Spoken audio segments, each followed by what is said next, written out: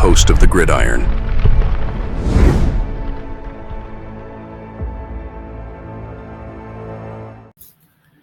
So, of course, the injuries just keep on piling up for the New York Football Giants. It really is. It's just absolutely freaking amazing. You got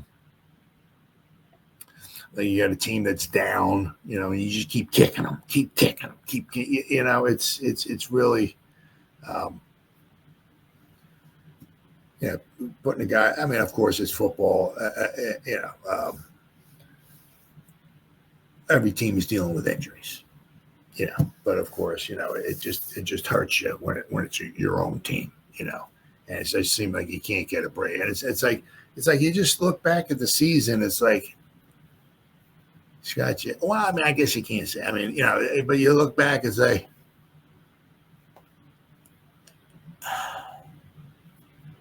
has one thing gone right for the Giants this year? I'm saying, I mean, we always, relish the Isaiah Simmons jumping over the line, blocking the field goal, running it back for. Right, we had that. Right, that's probably pretty much, and we did complete like one or two passes during the season, so we got that going for it. But I mean, other than that, it's like, it's just unbelievable. It really is. It's like they just, when you're down, you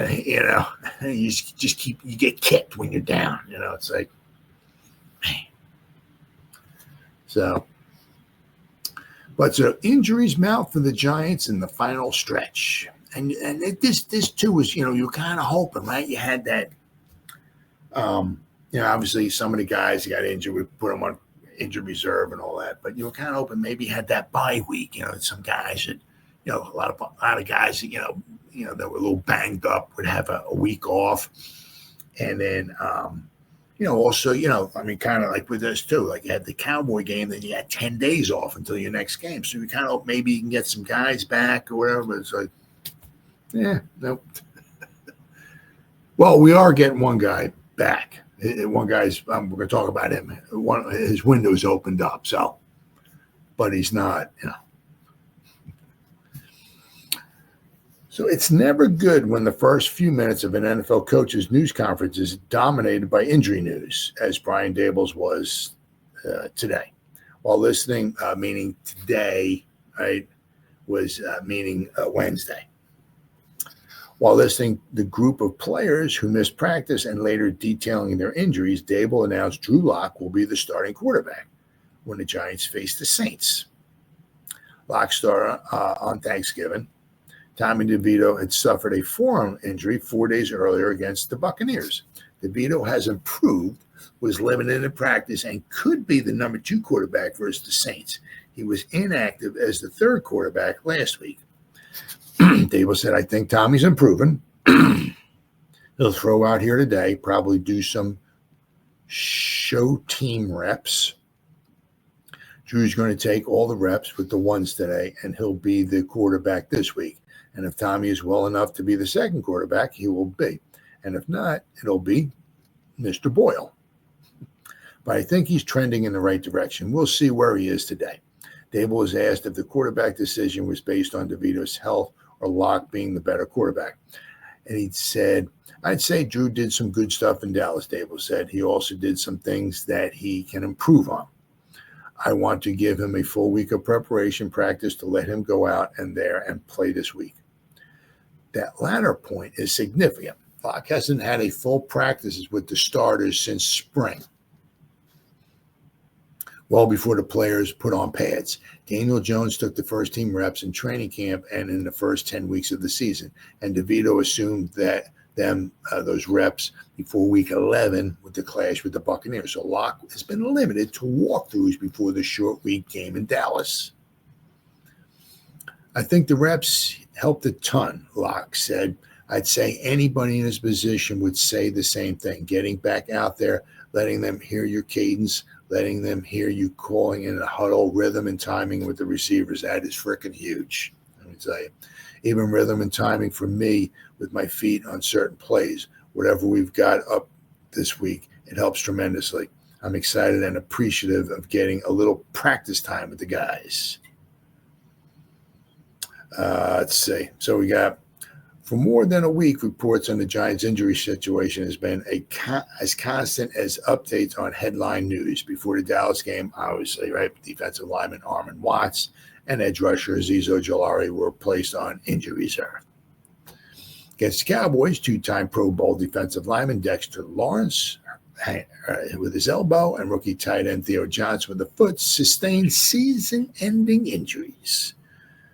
Oh, yeah. Daboll said Johnson underwent surgery yesterday, I guess, meaning Tuesday, I guess. Daboll said, unfortunately, it'll be some time there, which is too bad. Daboll said he was really doing a nice job. Great young man, worked extremely hard. Feel terrible for him. Tough. I mean, he did it toward the end of the game, and unfortunately, he kept playing through it. He didn't really know anything was wrong until after the game when he got looked at. Regarding Sexy, who leads the team with a career-high 9 sacks, Daboll said he's just swollen, sore, but he didn't have to get surgery. So that's cool. Good for him. Today's injured players included some old and some new. Tackle Evan Neal with a hip.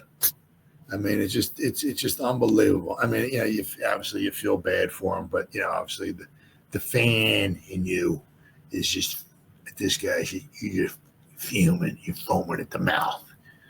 You know what I mean? It's like, dude, you just, I mean, once again, you feel bad for him and blah, blah, blah, all that stuff. But the guy, he was hurt, had all this time off, and he comes and he plays like one game, and now his hip is injured. It's like somebody's can they walk and chew gum at the same time without like popping Achilles tendon or something? It's like, how do these guys make it through college? I mean, swear to God, how do these guys make it through college? How did high school? How do they make it walking across the street?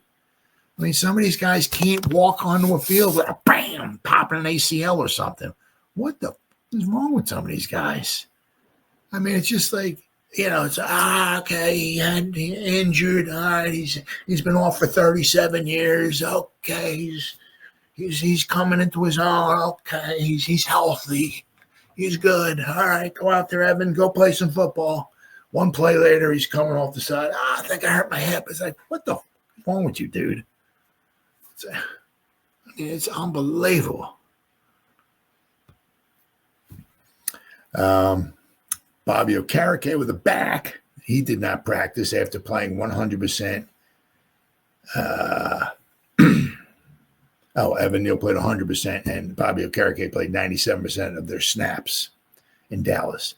Should Neal not play, Joshua Zudu will start at right tackle. Oh, my God.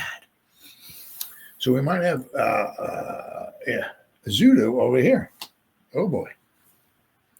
The other non-participants were defensive tackle Raheem Nunez-Ortiz, neck and a shoulder, so he's got like a stinger, who was hurt in the second half against the Cowboys, plus 2 players who were inactive last week, Jermaine Illuminor with a quad and cornerback Tay Banks with a rib.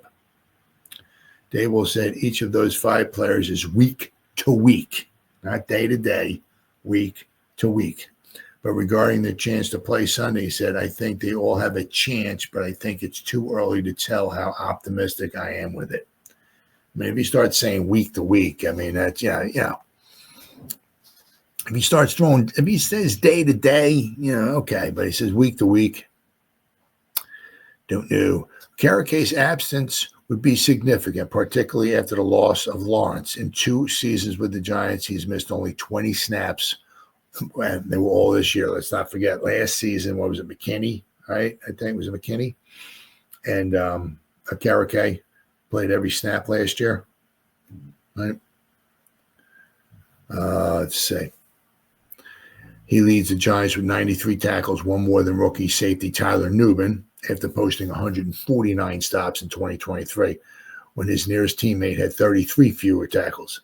Karake has not missed a game since December 6, 2020, when he was a second-year pro with the Colts. He's sore right now with it, and it's getting better, but we'll see where he's at, Daboll said. Giants have Micah McFadden and rookie Darius Musa with the inside linebackers, plus Matthew Adams and Ty Summers. though they are primarily special teamers who have combined for one defensive snap this season. Wow. McFadden or Murasau would wear the green dot, signifying that they would receive and relay the defensive calls from coordinator Shane Bowen. In addition, Deontay Johnson, who has been on injury reserve all season after spraining his ankle in preseason, returned to practice. Bobby's been a good leader for us, Daboll said. Hopefully he'll be ready to play. And if he's not, the young guys are going to have to step in and do a good job. Then you look at the defensive line, right? It's like Daboll wants to see the same response on the defensive line with Lawrence sideline. You got DJ Davidson, who hurt his shoulder in Dallas, was limited in practice. Giants also have Jordan Riley, who's limited with a knee injury. Elijah Chapman, newly signed Corey Durden, Casey Rogers, and Elijah Garcia are on the practice squad. You can't replace Dexter, Daboll said. I'd say we have a number of injuries on the defensive line right now, so we have a lot of young players that are going to have to. They've been working hard to continue to improve. Andre Patterson has done a nice job with them, but you're never going to replace Dexter. And we'll see where Nacho is, and DJ too. We've got some guys injured in that spot. These young guys are going to have to do a nice job of doing the best they can.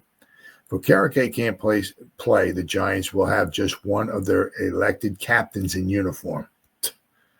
Daniel Jones, obviously, we know what happened to him. Andrew Thomas, we know what happened to him. And Dexter Lawrence, we know what happened to him. And Bobby Okereke, we know. So it's like, it's unbelievable. We had 5 captains, 4 of them all can't play. You have some veterans in the room, guys like Greg Van Roten and people who have had played a while that have done a good job in their leadership role, Daboll said. But captains were down on them. That happens when injuries advance to a football team. You got that right. It's just it's